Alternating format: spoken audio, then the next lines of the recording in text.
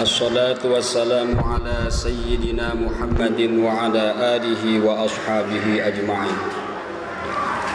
Allahumma salli ala sayyidina Muhammadin wa ala ali sayyidina Muhammad kama sallaita ala sayyidina Ibrahim wa ala ali sayyidina Ibrahim wa barik ala sayyidina Muhammad wa ala ali sayyidina Muhammad kama barakta ala sayyidina Ibrahim wa ala ali sayyidina Ibrahim fil alamin innaka Hamidum Majid.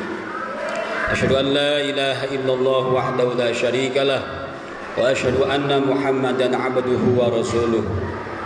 Ayyuhan nas ittaqullaha haqqa tuqatih wa la tamutunna illa wa antum muslimun. A'udzu billahi samii'il 'aliim minasy syaithaanir rajiim. Bismillahirrahmanirrahim.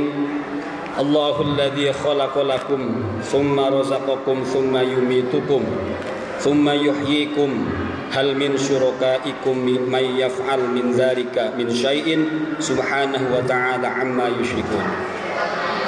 Zaharal fasadu fil barri wal bahri bima kasabat aydin liyudhiqahum ba'dalladzi 'amilu la'allahum yarji'un. Hadirin jamaah Jumat hadanallahu wa iyyakum ajma'in.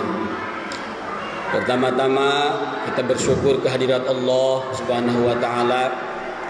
Pada hari ini kita masih diberikan nikmat iman, nikmat Islam dan nikmat ihsan. Salawat serta salam semoga tetap tercurahkan kepada junjungan Nabi kita Kanjeng Nabi Muhammad sallallahu alaihi wasallam, para keluarga, para sahabat, para tabi'in, atba' tabi'in, dan mudah-mudahan kita selaku umatnya di yaumil akhir mendapatkan syafaatul azmanya. Khatib berwasiat sebagian bagian daripada rukun khutbah untuk senantiasa meningkatkan keimanan kita dan ketakwaan kita kepada Allah, terutama kita sudah memasuki di tahun baru, di awal tahun 2021. Tentunya kita sudah melewati tahun 2020. Maka Sayyidina Umar berkata, orang yang rugi adalah ketika amal tahun lalu itu lebih bagus daripada tahun sekarang. Artinya berkurang nilai amalnya. Tahun lalu 10, sekarang 9. Dia itu termasuk orang yang rugi. Bahkan imbang pun masih dikatakan rugi. Maka orang yang beruntung adalah ketika tahun kemarin amalnya 10 dan sekarang adalah meningkat 11, 12 dan seterusnya. Dan mudah-mudahan di tahun ini kita senantiasa terus meningkatkan iman dan takwa kita. Sudah Allah berikan tanda-tandanya, sudah Allah tegur kita dengan berbagai macam fitnah, dengan berbagai macam cobaan, tidak henti-hentinya, terutama di bulan ini, bulan Januari. Dari mulai pesawat yang jatuh, gempa di mana-mana, banjir, longsor, angin dan lain sebagainya. Memang pada hakikatnya itu adalah oleh ulah kita sendiri. Tapi Allah menurunkan berbagai macam ujian, bencana itu dalam Al-Qur'annya memang harus dilihat, harus dipandang bukan hanya dengan mata zahir. Tidak cukup dengan mata zahir. Maka manusia dibekali oleh Allah 3 mata. Mata jasad, mata kolbu, dan mata sir. Mata raga, mata nyawa, dan mata rasa. Allah ungkapkan dalam Al-Quran, Zaharul fasad fil barri wal bahri bima kasabat aydin nas liyudhiqahum ba'dalladzi 'amilu la'allahum yarji'un. Qul siru fil ardi fanzuru kaifa kana 'aqibatul ladzina min qabl kana aktsaruhum musyrikun. Telah nampak kerusakan di daratan maupun di lautan bima kasabat aydin nas, itu karena ulah tangan manusia itu sendiri. Kalau kita langsung dimunasabahkan ke ayat selanjutnya, surat Ar-Rum ayat 42. Qul siru fil ardi fanzuru kaifa kana aqibatul ladzina min qabl. Wahai Muhammad, katakanlah kepada umatmu, Berjalanlah kamu di muka bumi. Apa tujuannya? Fanzuru, coba lihat. Gempa bumi coba Anda lihat. Tsunami coba dilihat. Longsor coba dilihat. Pesawat jatuh coba dilihat. Tidak hanya dilihat dengan mata zahir, tapi dengan mata batin dan mata rasa. Tidak cukup dengan mata raga, harus dibarengi dengan mata nyawa dan mata rasa. Apa itu mata raga? Adalah fikih. Apa itu mata nyawa? Adalah tauhid. Dan apa itu mata rasa? Adalah tasawuf. Mata raga adalah syariat, mata nyawa adalah akidah, dan mata rasa adalah thariqah. Ketiga unsur ini harus digunakan. Kalau kita hanya fokus dengan mata raga, dengan ilmu fikih, sebab tugas fikih hanyalah menyalahkan. Sah tidak sah, Anda benar, Anda salah, saya benar. Anda batal, saya tidak batal. Anda haram, saya yang halal. Tugas fikih hanya sekedar memvonis orang lain salah dan tidak salah. Itu tugas fikih. Maka tidak aneh orang hanya di dunia fikih hanya memandang orang dirinya paling benar dan orang lain hanyalah salah. Memang tugasnya. Maka cobalah kita berpindah sedikit ke mata nyawa, ke mata akidah, bahwa segala sesuatu, terjadinya gempa bumi, terjadinya longsor, terjadinya musibah pesawat, itu hakikatnya sudah Allah gariskan, sudah Allah catatkan di alam Lauh Mahfuz jauh sebelum dunia itu diciptakan. Jauh sebelum pesawat itu diciptakan, jauh sebelum longsor itu dibuat, sudah dicatatkan dengan rapi oleh Allah. Maka dalam kasat mata batin, mata nyawa, mata akidah, tidak ada yang kebetulan. Semua sudah terencana rapi oleh Allah. Tidak ada bahasa kebetulan. Oh, kebetulan karena sekarang musim hujan dan tanaman di Kalimantan habis, pepohonan ditumbangkan, maka jadilah banjir. Itu syariatnya. Tidak ada kebetulan, sudah tertata rapi oleh tangan manusia yang jahil. Hujan yang deras, tertata rapi. Itu mata akidah. Dan yang terpenting adalah kita menggunakan mata rasa kita, mata sir kita, yaitu menggunakan metode pendekatan tasawuf, pendekatan thariqah rasa. Apa itu ilmu rasa, ilmu thariqah? Kita pandang ketika terjadi bencana, terjadi longsor, terjadi pandemi. Coba liyudhiqahum, tujuan Allah adalah liyudhiqahum, untuk bisa merasakan. Kenapa Allah turunkan bencana? Kenapa bisa terjadi longsor? Kenapa? Kembalikan kepada diri sendiri. Sebab rasa sejatinya adalah diri kita. Maka kalau orang sudah mengaji rasa, tidak akan dia menyalahkan. Oh, karena maksiat si A, nggak bakalan. Justru ilmu rasa adalah menjadikan orang yang salah menjadi benar.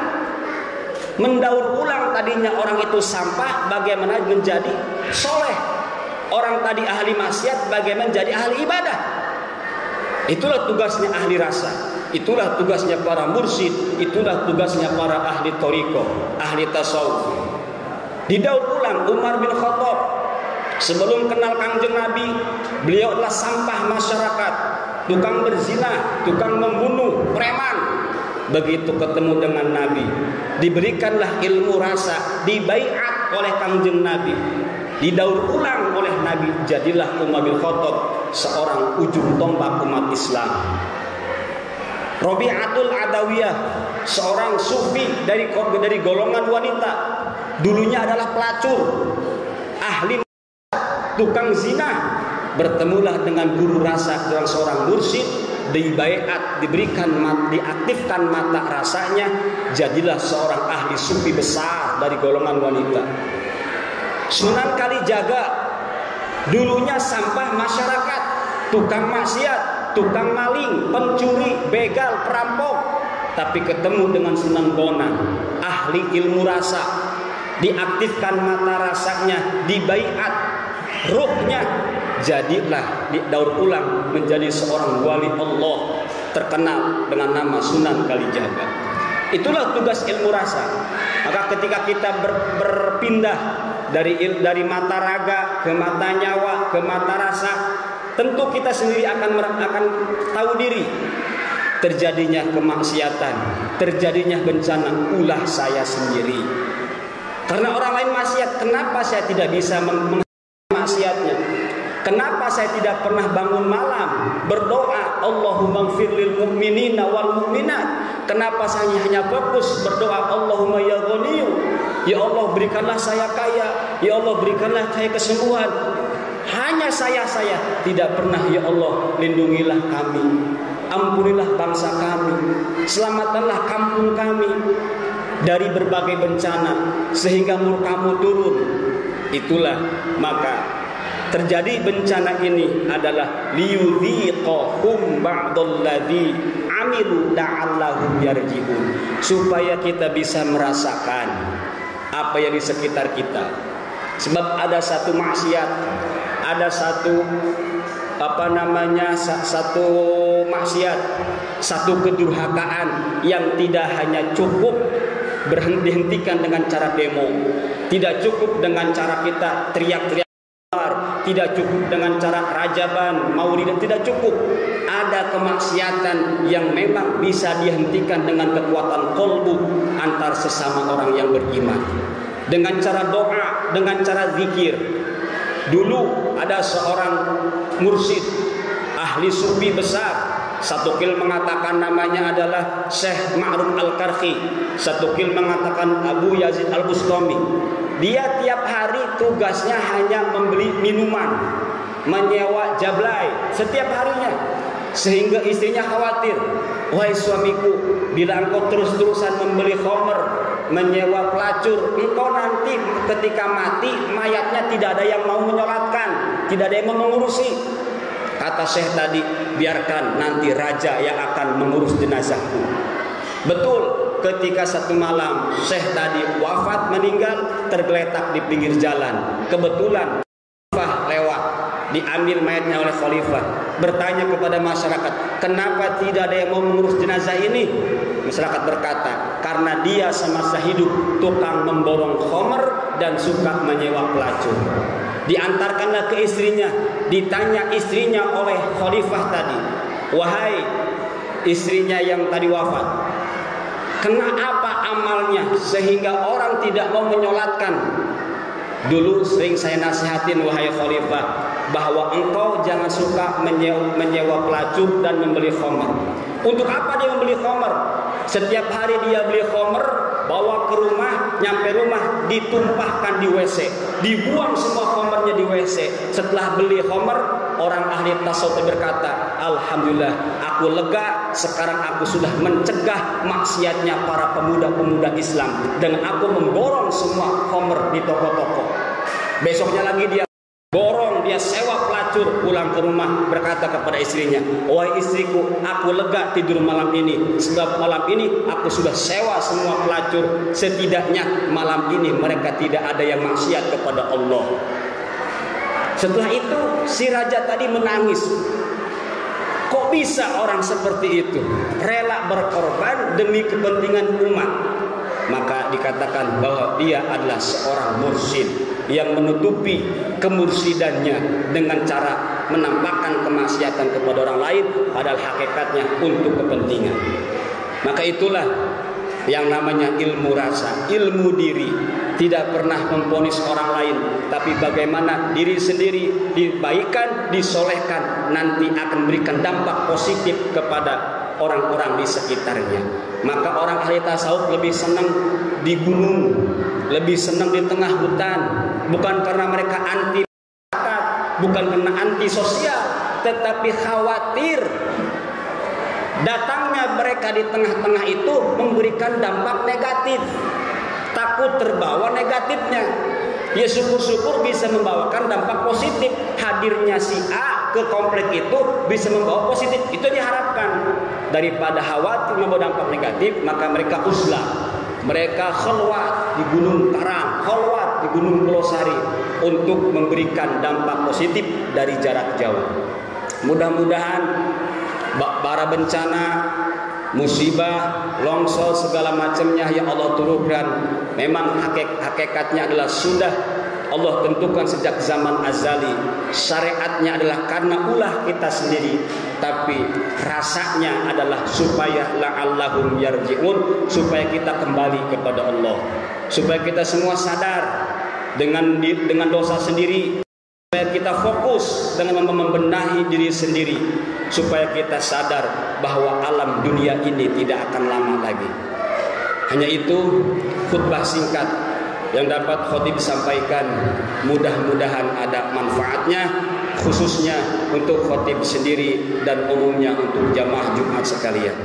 Barakallahu li wa lakum fil Qur'anil azim wa nafa'ani wa iyyakum bil ayati wadh-dhikril hakim wa taqabbala minni wa minkum tilawatahu innahu huwas samiul alim wastaghfirullahal azim li wa lakum wa lisairil muslimina wal muslimat wal mu'minina wal mu'minat fastaghfiruhu innahu huwal ghafurur rahim.